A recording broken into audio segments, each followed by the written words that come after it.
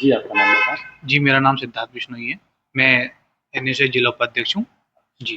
जो जैसे कि आप सभी को ज्ञात है कि पिछले 24 घंटे से नदी नाले उफान पर है। भारी बारिश के कारण ग्रामीण अंचल के जो बच्चे थे, विद्यार्थी हमारे जो साथी हैं, वो इस पेपर परीक्षा जो आज शनिवार के दिन आयोजित हो गई थी, उसमें नहीं पहुँच पाए क्योंकि नदी नदी नाले उफान पर थे।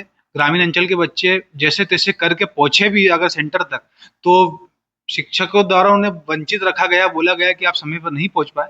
तो इसी के लेकर हमारा कड़ा विरोध है, जिसको हम दर्ज कराएँगे सोमवार के दिन। आज कुछ बच्चे टाइम से घर चले गए थे, हम उनसे मिल नहीं पाए। बाकी सोमवार के दिन हम इसको वाइस चांसलर के नाम पे ज्ञापन देकर यूनिवर्सिटी का कड़ा विरोध करेंगे और हरदा शासकीय विद्यालय के जो भी मैडम प्राचार्य है, उन्हें हम ज्ञापन देकर सभी बच्चों को वापस से एग्जाम कराने की हम मांग करेंगे।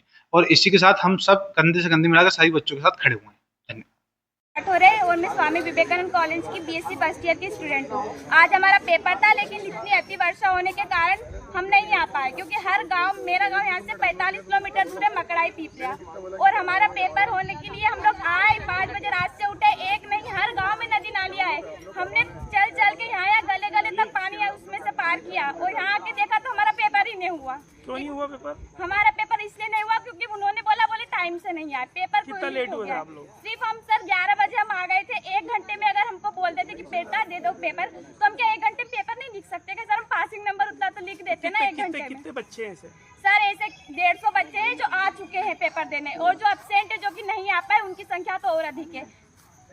जी सर, आज कल रात से तेज बारिश हो रही थी और आज जी जी जी, ये निश्चित कल रात से जो है तेज बारिश हुई है और आसपास के जो नदी नाले हैं वो उफान पर थे और बहुत से विद्यार्थी जो है परीक्षा में सुबह शामिल नहीं हो पाए हैं, वंचित रह गए हैं।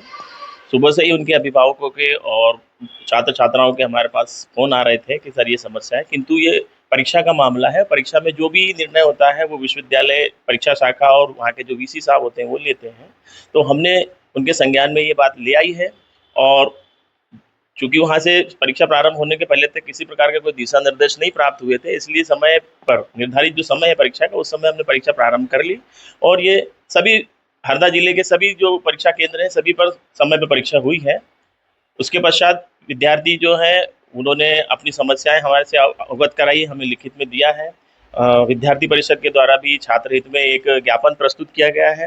तो हमने विद्यार्थियों का जो हमको पत्र मिला है, जो ज्ञापन मिला है, वो बरकतुल्लाह विश्वविद्यालय को प्रेषित कर दिया है और हमने भी महाविद्यालय स्तर पर विश्वविद्यालय से ये अनुरोध किया है कि छात्र हित में जो है आप सकारात्मक पहल करते हुए उचित कार्रवाई करें। कितने विद्यार्थी वंचित रह गए हैं, अनुमान कितने?